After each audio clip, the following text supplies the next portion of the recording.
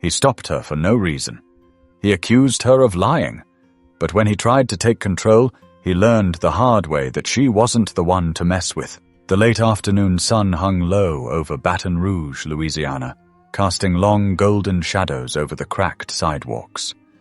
Lieutenant Imani Harper moved through the streets with a quiet confidence, the kind that came from years of discipline, of knowing exactly who she was. Her dark brown eyes scanned the neighborhood, familiar yet distant, like a childhood home left untouched for too long. She hadn't been back in 7 years, not since she enlisted, not since she buried her mother. It was strange how little had changed. The same convenience store at the corner, still advertising 2-for-1 sodas, the same barbershop with its faded sign, the same basketball court where kids played like their lives depended on it. The laughter, the voices, the smell of fried catfish from old Miss Laverne's restaurant. They wrapped around her, pulling her back into memories she hadn't thought about in years. She adjusted the duffel bag slung over her shoulder. She wasn't wearing anything that screamed military, just a plain-fitted t-shirt, cargo pants, and well-worn sneakers. But even in civilian clothes, she carried herself differently. Shoulders squared, chin level, steps measured. It wasn't something she could turn off. Her father used to call it warrior posture. She smiled faintly at the thought. He would have been proud if he were still here.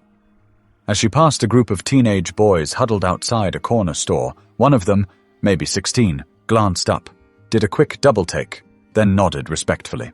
"You military?" he asked. Imani paused, meeting his gaze. "Something like that." The boy grinned. "Figured. My cousin's in the army. He walks like you." Before she could respond, one of his friends called him inside, and just like that, he was gone. She exhaled slowly. Moments like that reminded her why she fought, why she endured. She had spent years in places most people only saw in war documentaries. Kandahar, Fallujah, Mogadishu. She had led teams through the dead of night, through chaos and enemy fire, through sandstorms that swallowed sound and light. And now, here she was, back home, walking streets that felt both familiar and foreign. She had spent her 20s in war zones, her 30s trying to process what war had done to her. Now, at 40, she wasn't sure what home even meant anymore. But her thoughts were interrupted. A patrol car crept up beside her, its slow crawl out of place in a neighborhood where cops usually sped through without a second glance. She kept walking, pretending not to notice, but she knew the drill. The window rolled down. A gravelly voice called out, "Excuse me, miss." She stopped, turned slightly, and saw him. Officer Derek Simmons.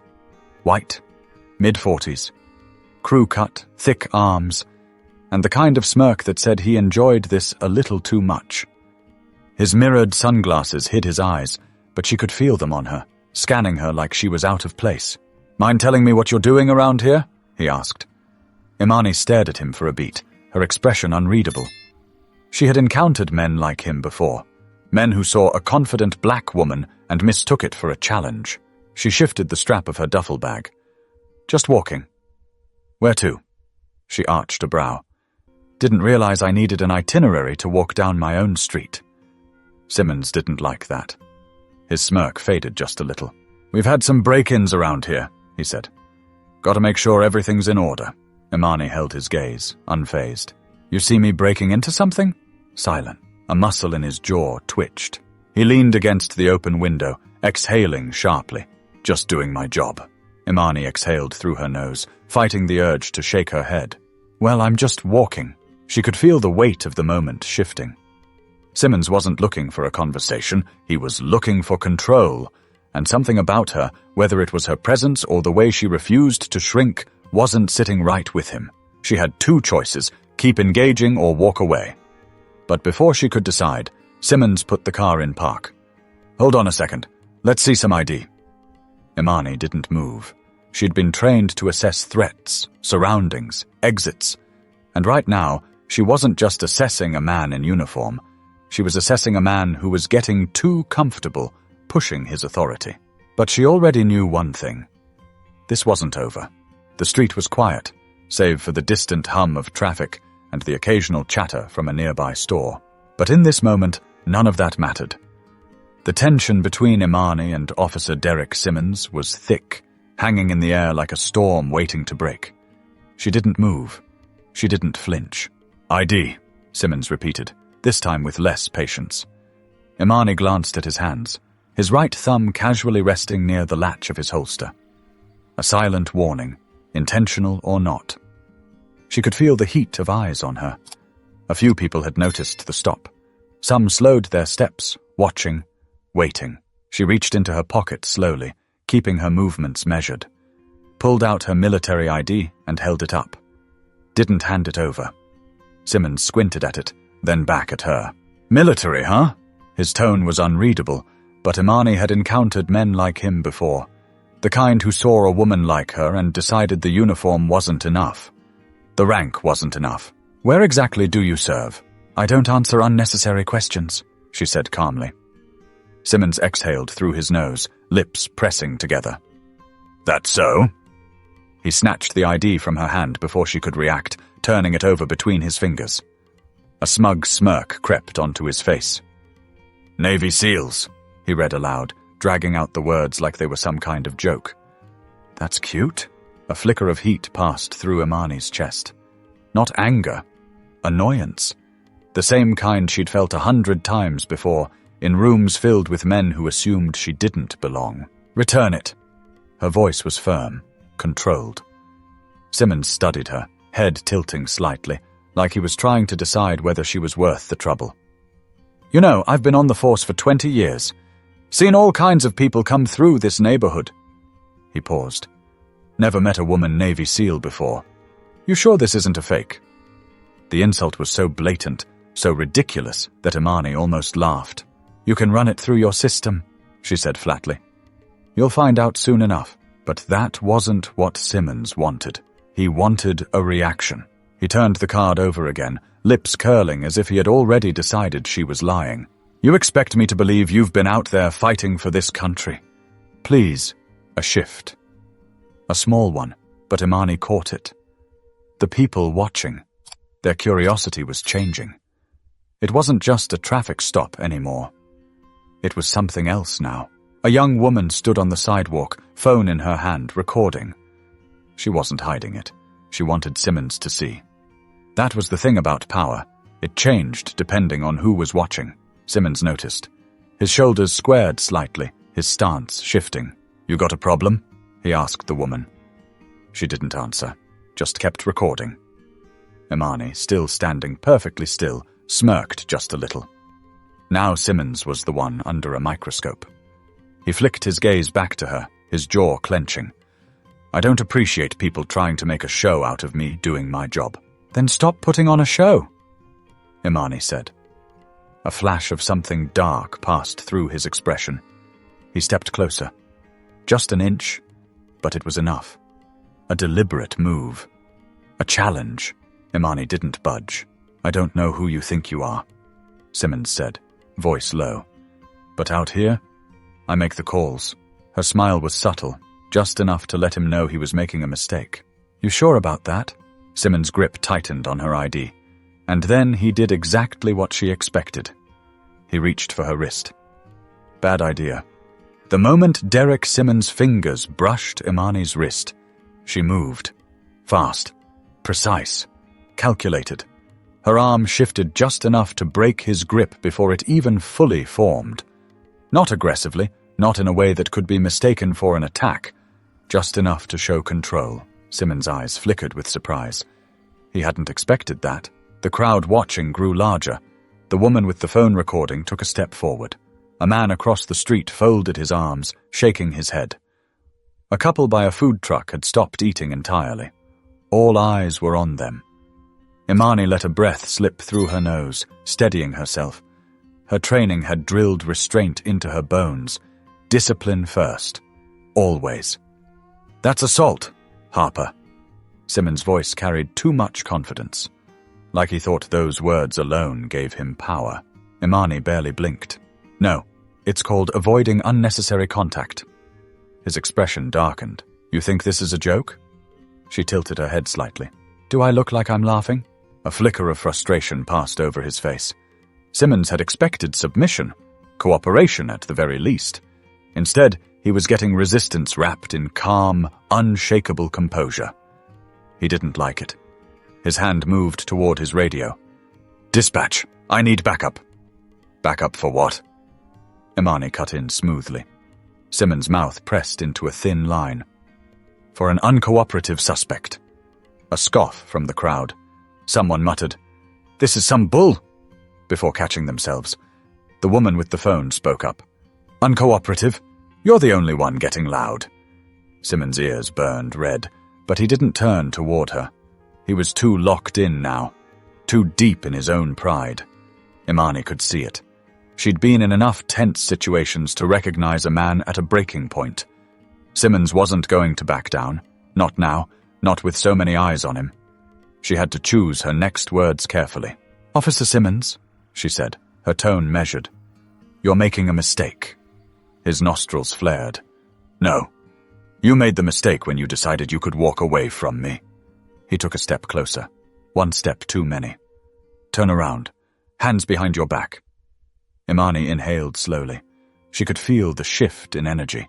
The moment was spiraling. She knew where this was headed.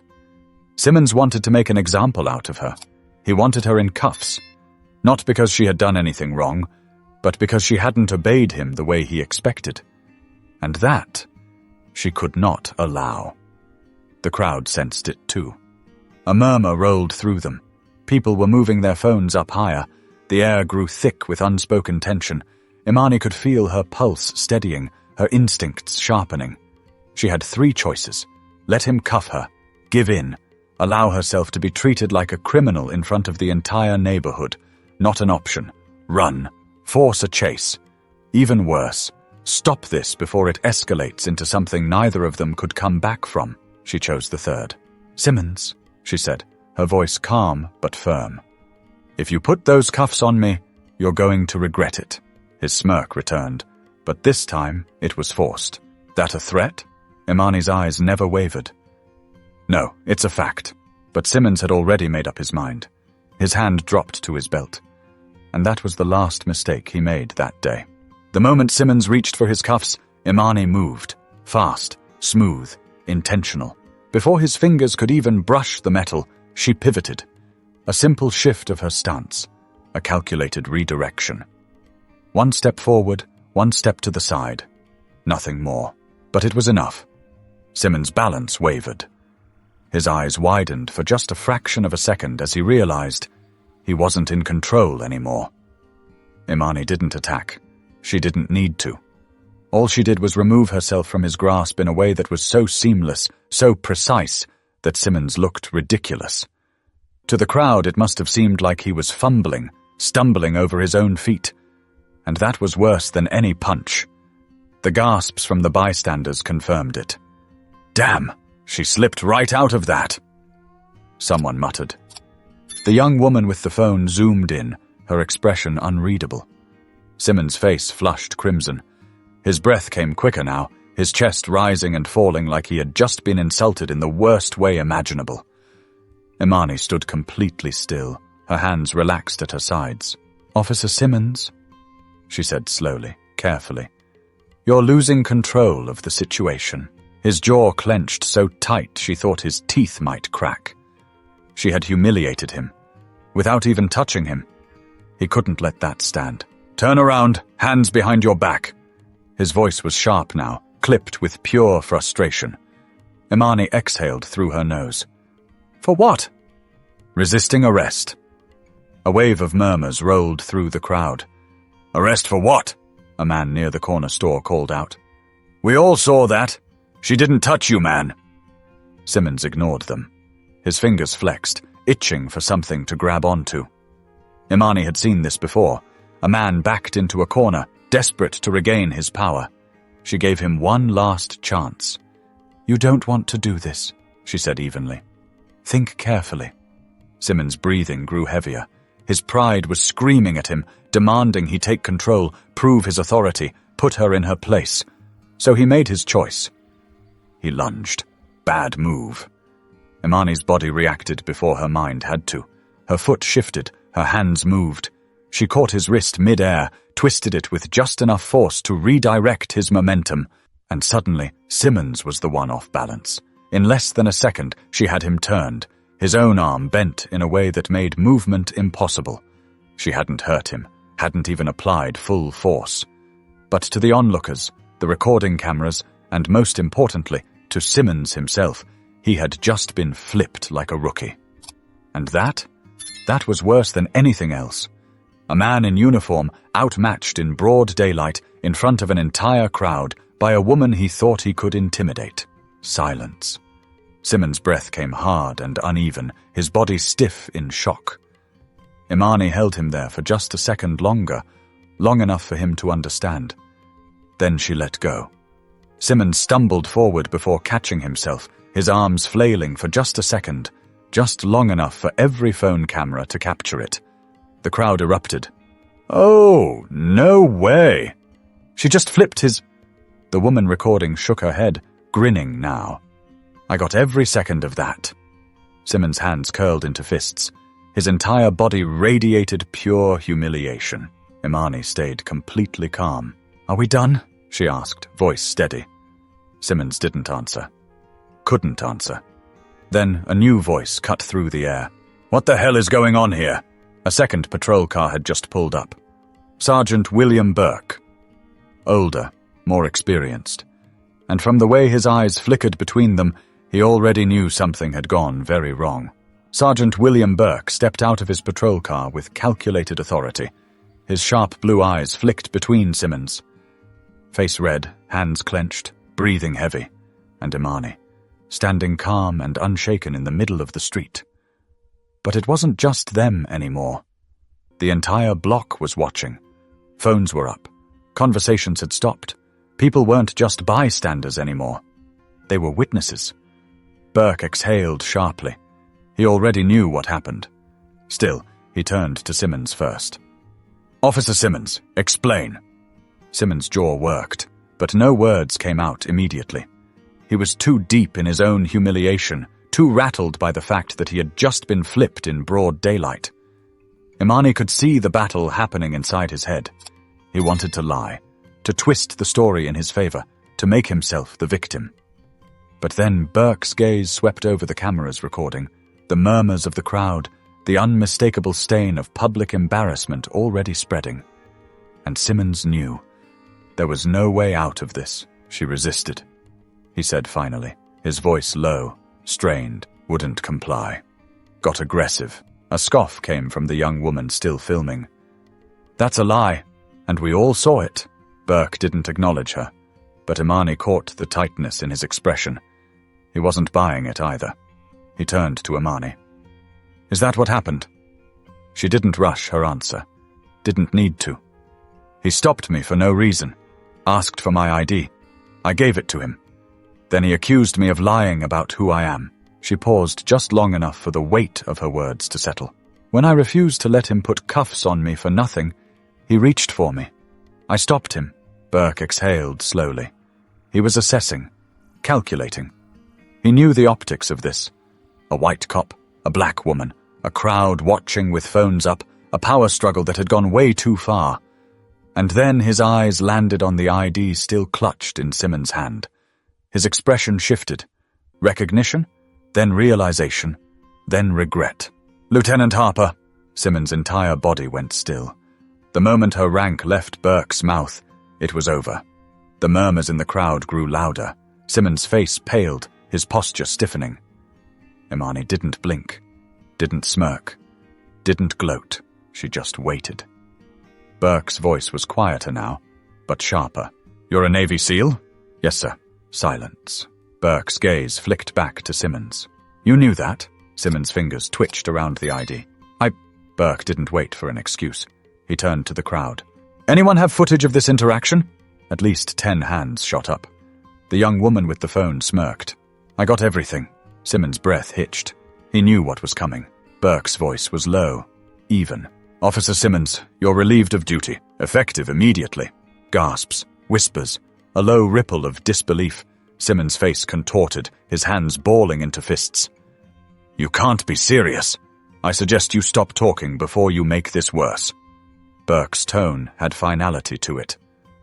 A warning. Simmons' nostrils flared. His entire body trembled with rage, but he had nothing left. Imani held his gaze one last time. No words, just understanding. She had won. And he knew it. Burke turned to Imani, his posture shifting slightly. Not defensive, not aggressive, respectful. Lieutenant Harper, do you wish to press charges? The air stilled. Simmons froze, his breath shallow. The crowd leaned in, waiting. Imani let the question settle, let the weight of it hang over Simmons like a final judgment. And then she exhaled. No, a ripple of surprise through the crowd. Simmons stared at her, stunned. Burke studied her for a long moment. You sure? Imani nodded. I didn't come home looking for a fight. I just wanted to walk in my own neighborhood. The words hit hard. Burke sighed, rubbing the bridge of his nose. Understood. What happens to him now? She asked. Burke didn't sugarcoat it. Internal review. Likely suspension. Maybe worse. Simmons looked sick. Imani didn't react. It wasn't her concern anymore. She turned to leave, but then Simmons did something no one expected. He spoke. Why? His voice was quiet, stiff. Why not press charges? Imani stopped, turned back just enough to meet his eyes. Her answer was simple. Because I already taught you the lesson you needed to learn, and with that she walked away. Imani walked down the sidewalk, shoulders squared, steps steady. She didn't need to turn around to know that every eye in the crowd followed her departure. Somewhere behind her, Simmons still stood, his entire career crumbling around him. A voice from the crowd cut through the silence. That's what happens when you mess with the wrong one. A few quiet chuckles, some murmurs. The tension was lifting, shifting into something else. A moment people wouldn't forget. Burke didn't move for a few seconds, his eyes locked on Simmons. Go home, Officer Simmons. Simmons didn't argue. He just turned stiffly, making his way back to his squad car, his hands tight by his sides. The cameras followed him. His humiliation was now public record. The moment the door slammed shut behind him, Burke exhaled and turned to the crowd. Show's over, folks. Some people left, but others lingered, still murmuring. The young woman with the phone gave Burke a hard stare before lowering her camera. He'll be back on duty in a few weeks, won't he? She asked, unimpressed.